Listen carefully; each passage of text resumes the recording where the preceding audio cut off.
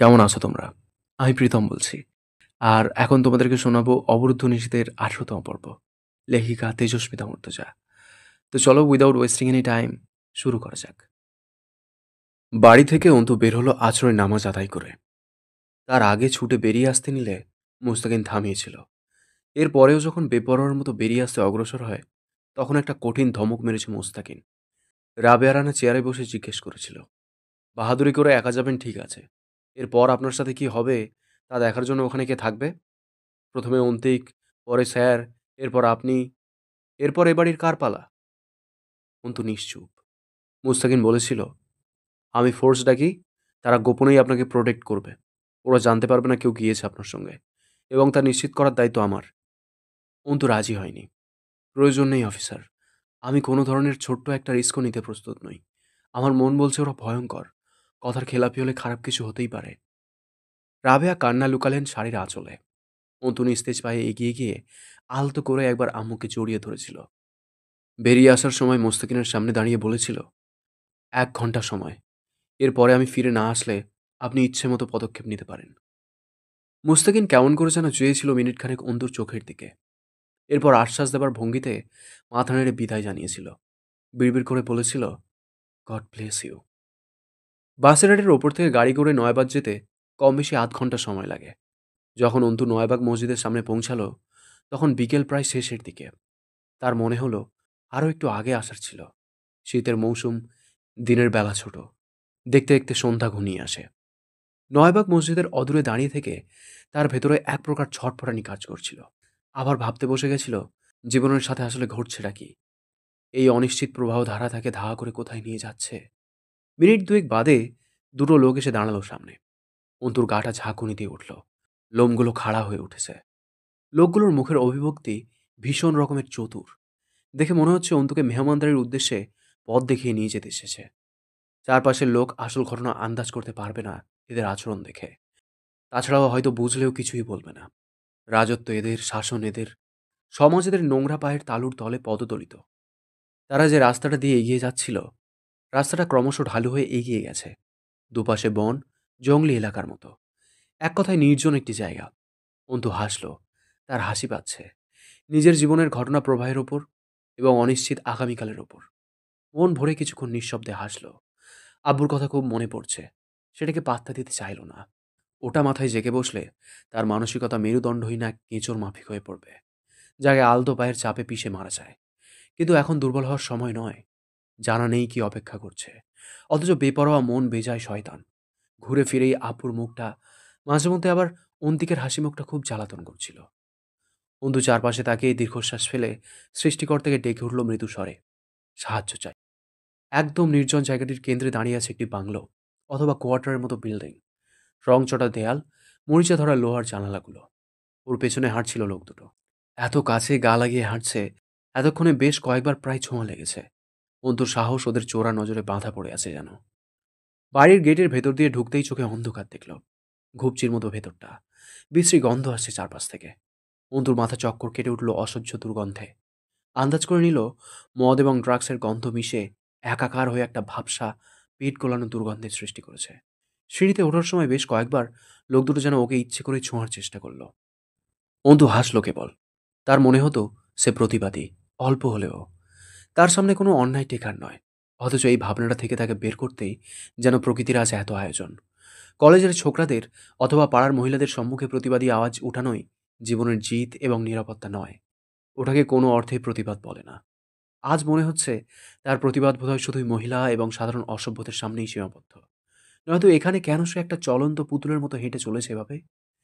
কোনো প্রতিবাদের ভাষাই মুখে আসছে না, হাতে উঠছে না। শরীরে কম্পন ধরেছে, মনে নারীসুলভ দুর্বলতা বিরাজ করছে। অসহায়ত্বের চাদরে পুরো অন্তঃসত্ত্বাটা বাজেভাবে ঢাকা পড়েছে। তার মানে এই সমাজের খারাপদের সম্মুখে টিকে থাকার মতো প্রতিবাদ রপ্ত করার সাধ্যের বাইরে। সে না হয় পারেনি, আচ্ছা নাই বা পারল, কিন্তু মুস্তাকিন, সে একজন এফবিআই অফিসার।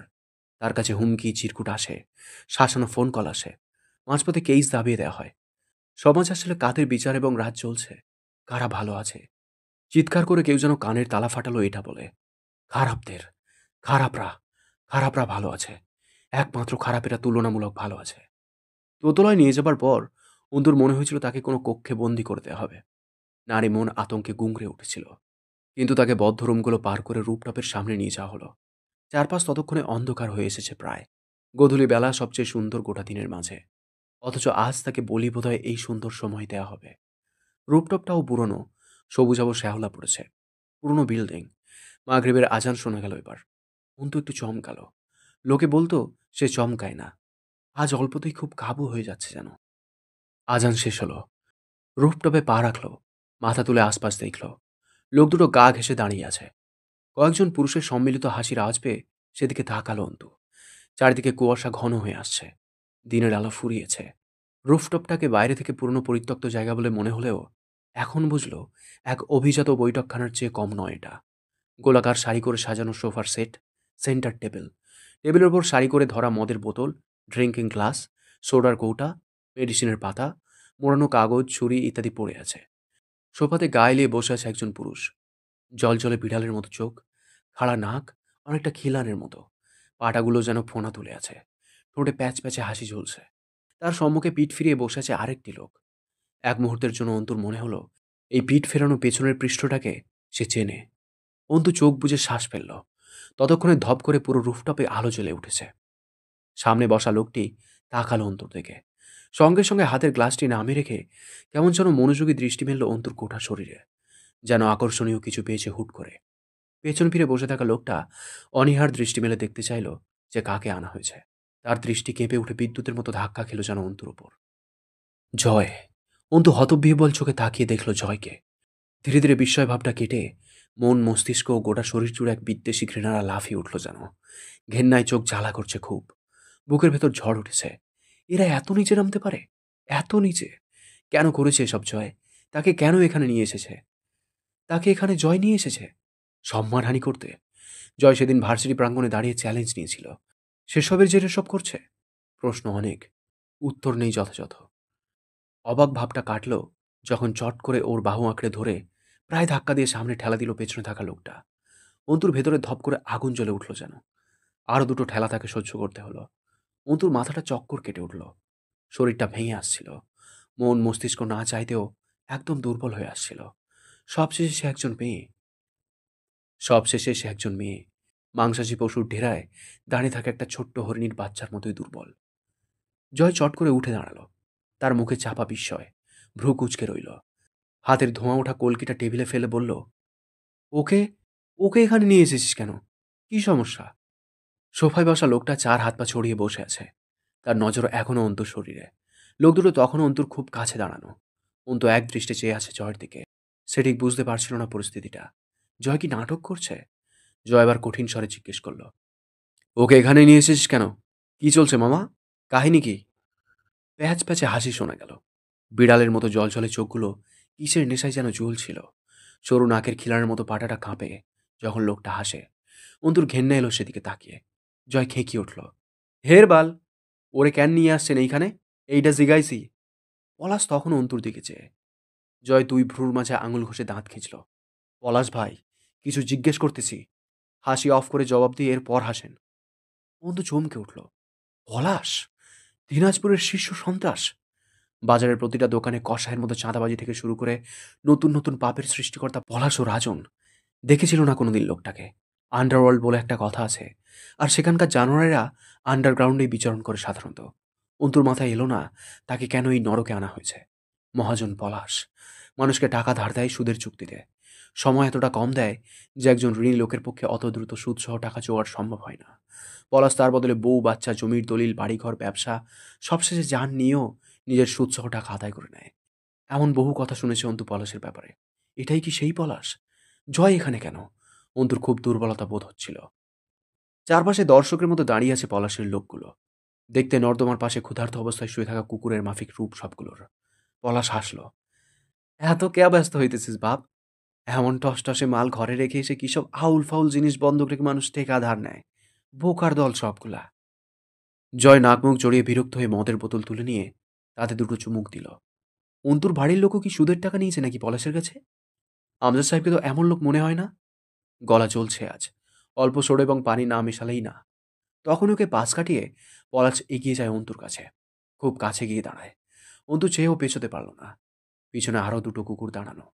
পলাশের শরীর থেকে যে দুর্গন্ধ আসছে তাতে অন্তুর মনে হলো সে যখন তখন গল গল করে বমি করে ফেলবে। এতটা কাছে কোনো পুরুষ কোনোদিন আসেনি তার। বিড়বিড় করে সৃষ্টিকর থেকে ডেকে ওঠে অন্তু। পলাশ জিভ বের করা কুকুরের মতো গন্ধ শুকছে ওর শরীরের। বোরকা এবং নিকাবের ওপর দিয়েই যেন কিসের পৈশাচিক স্বাদ পাচ্ছে জানোয়ারটা। অন্তু চোখ বুজে ডুকরে উঠল নীরবে। আল্লাহ পাক, পানা চাই এসব থেকে, তুলে নিন আমাকে, রক্ষা করুন। পলাশ স্থির হয়ে দাঁড়ালো, প্যাচ প্যাচে হাসি দিয়ে বলল, তোমার ভাই যখন বউয়ের গয়না দিয়ে এসে টাকা চাইছিল আমার কাছে, আমি অবসরে কইছিলাম বউয়ের গয়না দরকার নাই, বউডারে আনলে পারতি, জীবনে আর টেকা পরিশোধ করা লাগতো না। সেমরা দেখলাম জ্বলে উঠছিল, অথচ টেকারও প্রয়োজন, কিছু বলবার পারে নাই। পরে কইল, না, আমি গয়নায় রাখতে চাই ভাই, দোকানে যা কামাই হবে তা দিয়ে মাসে মাসে আপনার টাকা দিয়ে সময় ফুরানোর আগেই শোধ করে দেব। শালার সাওয়াল পারল তো না, সেই হয়রানি পেরেশানি হইল, দোকানটাও গেল, রাখতে পারল না। শেষ পর্যন্ত 2 দিন আগে নাকি নিজেও পলাইছে। অথচ তোমার আনলে খুশি হয়ে দেখা যাচ্ছে ওর ব্যবসাটা নিজ হাতে চিরদিন প্রোটেক্ট করতাম। তোমারে আনে নাই কেন আগে? পরে খোঁজ লাগাইয়া জানছি তোমার কথা। এবার ঝুঁকে পড়ল পলাশ অন্তুর উপর। তাও জানতাম না যে তুমি এত সুন্দরী। জানলে অন্তিক শ্যামলাটার সুদ আসল চাঁদা দোকানের কামাইয়ের ভাগ সবটা মাফ করে দিতাম। মেয়ে লোকের ওপর কিচ্ছু নাই, কারবারও না। আমি মেয়ে লোকের খাতিরে বহুত ত্যাগ করবার পারি। অন্তিক সেটাটা আমার থেকে লুকায় না পালায় যদি তোমারে আনতো আমার কাছে, তোমার বাপ ডর এত ভোগান্তি হইতো না। স্যার, আমি জানতাম না তুমি এরম। অন্তু এতক্ষণ কথাগুলো শুনছিল, আর একটু একটু করে যেন পাতালে ঘিরে যাচ্ছিল। কিন্তু এবার কলিজার ভেতরটা ছ্যাদ করে ওঠে। বাপের ভোগান্তি? থাবা দিয়ে পলাশের শার্ট খামচে ধরে। এই জানোয়ারের বাচ্চা, কি বললি তুই? আব্বু কোথায়? আব্বু তোর কাছে? কি করেছিস তুই আব্বুর সাথে? জারস তুই, হ্যাঁ? কি করেছিস আব্বুর সাথে? আব্বু কই? কোথায় আব্বু? শুয়োরের বাচ্চা, আব্বু কই? ঝরঝর করে কেঁদে উঠল মেয়েটা। হুঙ্কারটা কান্নার সাথে মিশে নির্মম আর্তনাদের মতো শোনালো। পলাশকে দেখে মনে হলো তার প্রিয় খাবারটা খেয়ে তৃপ্তির হাসি হাসছে। এতটা পৈশাচিক তার মুখের ভঙ্গি। অন্তু শুনেছিল মহাজন আর সন্ত্রাসরা পিশাচদের আরেক বংশধর। জোরে জোরে শ্বাস ফেলছিল মেয়েটা। বুকে কাঁপন ধরেছে।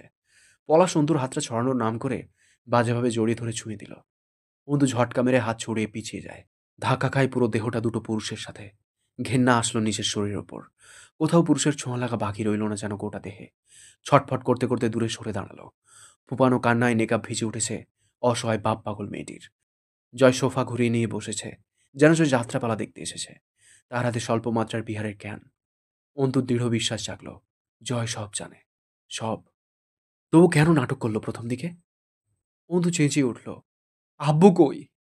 চেঁচানো নিদারুণ আহাজারির মতো নাই শুনতে লাগলো। আমার আব্বু কই রে? ও আব্বু, আমার আব্বুকে কোথায় রেখেছিস তোরা? কোথায় আমার আব্বু? আব্বু! সবে বলতে শেখা ছোট্ট শিশুর মতো অবুঝ স্বরে ডেকে ওঠে অন্তু আবার। ও আব্বু, আব্বু! পাগলের মতো এদিক ওদিক খুঁজল আব্বুকে। অবুঝ শিশু যেমন অচেনা জায়গায় কাতর হয়ে ওঠে, অন্তু তার চেয়েও সহায়হীন এতিমের মতো কাতরাচ্ছে রূপটপের একপাশে দাঁড়িয়ে। পলাশ বারবার দেখছে অন্তুর চোখ দুটো। পলাশের মনে হলো ভিজে ওঠা পাপড়ির জন্য মেয়েটার চোখ দুটো তাকে বেশি মাতাল করছে। নোংরা চাহিদায় উতলা হয়ে উঠছে তার পুরুষ দেহ। অন্তুর আর্তনাদ এক একবার কানে যাচ্ছে, আর কামনা তাড়নার আগুনে কেরোসিনের ছিটা পড়ছে। এগিয়ে গেল অন্তুর দিকে। ক্ষুধার্ত পিশাচ যেমন রক্ত পেলে জল জলে হেসে ওঠে, ওরকম হেসে বলল, আব্বুকে দেখতে চাও সুন্দরী? তার মানে তুমি আমার কাছে কিছু চাও? লেনদেন বোঝো? নেয়া দেয়া। তুমি কিছু চাচ্ছ, এর বদলে আমারও তো কিছু চা থাকতে পারে, তাই না? নেকাবটা খোলো, দেখি মুখটা। আমি তোমার মুখ দেখব, তুমি তোমার আব্বুর মুখ। পাথরে পরিণত হলো অন্তু। নির্বাক চোখে দেখল পলাশকে। পলাশ এগিয়ে যায় আরেকটু ওর দিকে। বেখবর আক্রমণ করে বসে অন্তুর উপর। খপ করে অন্তুর মেয়েলি হাত দুটো নিজের পশুর মতো থাবায় পুড়ে অন্তুর পেছনে আটকে ধরে। তার শরীরের সিংহভাগ ছুঁয়ে যায় অন্তুর নারী দেহ। অপর হাত দিয়ে অন্তুর বুকের ওপর গলার নিচে লেহন করার মতো হাত বুলায়, যেমন করে কুকুর তার খাবার চাটে জিহ্বা দিয়ে, ঠিক সেইভাবে। অন্তু চোখ বুজে ফেলে। টপ টপ করে কয়েক ফোঁটা তপ্ত জল গড়িয়ে পড়ে গাল বেয়ে। চেঁচিয়ে ডেকে ওঠে, আল্লাহ! আর কথা বলতে পারল না। মেয়েটা নিঃশব্দে কেঁদে ফেলল ঝরঝরিয়ে। আমি খুলছি নেকাব, তার বদলে আব্বুকে দেখতে চাই, দয়া করে ছেড়ে দিন আমায়। অন্তুর কণ্ঠনালীতে আটকায় এই নারকীয় জানোয়ারের কাছে অনুরোধ করতে, অথচ একদিকে শ্রমভম রক্ষা, অপরদিকে আব্বু। মেয়েটা আল্লাহর কাছে গোপনে কিসব বিচার দিল। আসমানের মালিক বিচার গ্রহণ করলেন কিনা কে জানে। পলাশের সরতে ইচ্ছে করছিল না, তবুও নিজেকে টেনে নিয়ে অল্প সরে দাঁড়ালো যেন। অন্তু কাঁপছে, কান্নার সাথে তার হেঁচকি উঠছে। নিজেকে সামলে নিতে চেষ্টা করলো মেয়েটা, অথচ ভেতরে যে নদী ভাঙন শুরু হয়েছে, নিজের ইজ্জতের ওপর যে অভিশপ্ত আশঙ্কার ছাপ ঘনিয়ে রয়েছে, কিছুতেই শান্ত হতে চাইছিল না ভেতরটা। হাত নেকাব অব্দি উঠছে না খুলে ফেলতে। এতগুলো বছরে কোনোদিন কেউ মুখ দেখেনি তার, কিন্তু শরীরের ওপর ঘেন্না লাগছে। এই শরীরের বিভিন্ন জায়গা আজ নষ্ট হাতের ছোঁয়া পেয়েছে। নিজেকে এক পেশে নষ্টা বলেই মনে হচ্ছিল তার। তবুও কেন চাই নেকাব খুলতে হাত উঠছিল না মুখের ওপর। এতক্ষণ শুনলে অবরুদ্ধ নিষেধের ১৮তম পর্ব। কেমন লেগেছে কমেন্ট করে জানিও। তোমাদের একটা কমেন্ট আমাকে প্রচুর মোটিভেট করে। পরবর্তী পর্বগুলো খুব শীঘ্রই চলে আসবে এই চ্যানেলেই, তাই চ্যানেলটাকে সাবস্ক্রাইব করে রেখো। দেখা হচ্ছে খুব তাড়াতাড়ি। ততক্ষণ সুস্থ থেকো, ভালো থেকো। Thank you.